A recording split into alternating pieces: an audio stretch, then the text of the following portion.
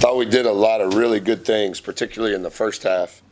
The most important priorities for us in this game was to stop them in transition, 1A and 1B, then to contest those quick shots. And then the game would be decided on the rise of the shot. In the first half, 12 points in transition, 9 points on offensive rebounds, 3 free throws. That was 24 of their 27. And then in the second half, I thought we guarded the ball better, but we were late in our rotation to contest those shots, particularly the threes. When the run started, I thought the timeout was right. When it kept going, I thought the next timeout was right. We were really good on the glass, but for the game, we only contested 21% of their threes, and that was just being late on the rotation.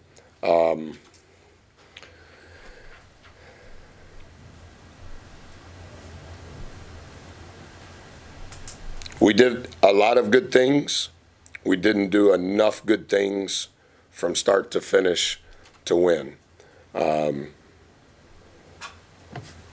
Yeah. Question.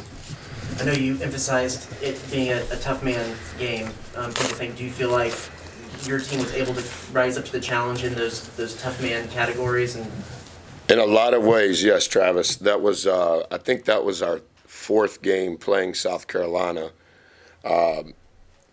It's our highest number of rebounds, I believe, against a Power 5 opponent this year, including offensive rebounds. Really good.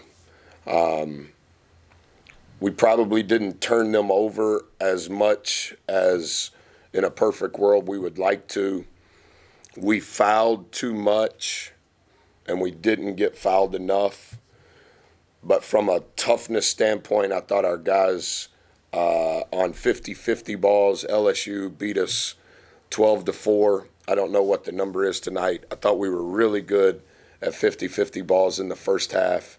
And some of the toughness things may not be statistical, but from an effort standpoint, I thought Ethan was the best he's been all year. That changes our team when we have some level of presence at the rim by our 5. Henry was very, very good. Boots was great again on the glass. So, yes, I did think that we competed from a toughness standpoint. and with how high their motor is, wanting to get that ball down the court there in the second half, was there a couple of times where you think that streak was exacerbated by some little moments of getting caught sleeping or caught celebrating? Or I think some of those were Marcus, Dre, Boots, Henry, and Ethan. Our starting 5 are in. Marcus shoots a layup. Well, Dre's the only get back. And so now we have 3 guys going to the glass because we wanted to dominate the offensive glass. And so one of the things that I said to him at halftime, we wanted to be 100% on our get-back guys getting back on the rise of the shot. And we were. And in the Kentucky game and the Arkansas game, what we talked about was our go-gets need to beat their go-gets to the NBA three-point line. And I think some of that, when Marcus or Dre shoot a layup, Q shoots a layup, Haas shoots a layup, if we're playing with 3 go-gets on the floor and one of our get-back shoots a layup, now we've only got 1 back. And it is a challenge. They play super-duper fast. So you want to have as many get-backs on the floor as possible. But statistically speaking, we can create more shots if we have more go-gets on the floor and get on the glass. And we shot more balls than they did 8. And then we beat them on the offensive glass by 7. And that's kind of the balance. How many guys do we need getting back?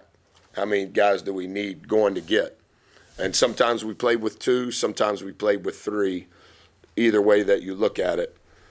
I thought we were doing a great job on the glass, so we played more, tightened the rotation, played more guys that were go-gets. But there were possessions when Marcus or Dre shot it, and we only had one back. Maybe there was a celebration or two that I missed, but I talked to him about at halftime, when our go gets go, if we don't get the rebound, you got to support that one or two that are already back because it's happening so fast. Did you guys get rattled there in the second half, or do you think, especially on the offensive end? I don't know if we got rattled. I think that if you're guarding the ball, you have to have protection at the rim on the weak side. And typically speaking, there's going to be two offensive players on the weak side. So you have to guard the ball, and you need protection on the rim. Well, one of the protection is going to come from one of the two on the weak side. The other guy on the weak side has to be stepping towards those two offensive guys. And so as we guarded the ball and we forced the skip to the weak side, that guy that was originally there, he's got to take the first pass. And then whoever was protecting the rim has got to X out and take the second pass. That's where we were late. And I don't necessarily think their 2-2-1 press, back to zone, 2-2-1, back to man. I think we had two of our turnovers against that, but our plan against that was good, and we did a good job against it. But I wouldn't necessarily say that we got rattled. We didn't shoot a high percentage, but I wouldn't necessarily say they were shots that we didn't want to shoot. This could be way too general of a question, you can tell me that, but generally speaking, in the last 4 games, how do you feel like your guys have come out on the plays right after timeouts? It hasn't been great. Today we had 15 possessions offensively of an ATO, and so that if you look it up, you know how we count it. So we're coming out of a huddle. The first possession, Texas A&M has it. We count that as an offensive possession.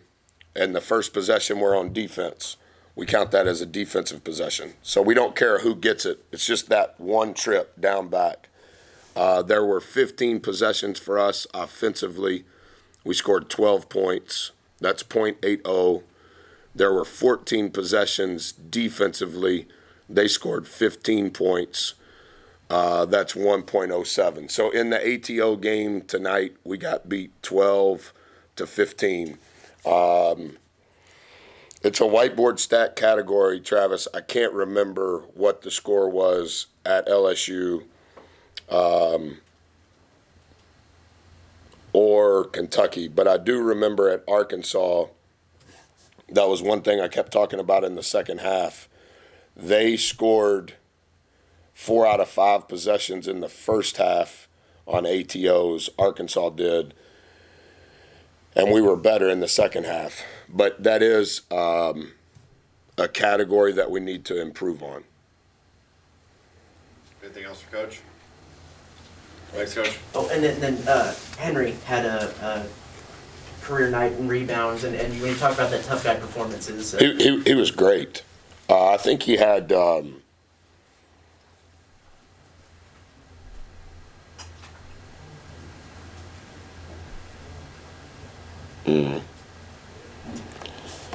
I think all of his free throw attempts, I could be wrong, one of those fouls may not have been off an offensive rebound, but 7 of his offensive rebounds led to the 3 times that he was fouled. I thought he was hard to take off the floor, and I thought we were doing such a good job on the glass. Obviously, Ethan was the best he's ever been. But Ethan, 5, Henry, 7, Boots, 5. So we got 17 offensive rebounds from our go-gets, and that's the highest that we've ever had. We need our guards to rebound more. Marcus had 1, Dre 0, Q had 5, 4 had 1, Haas had 1.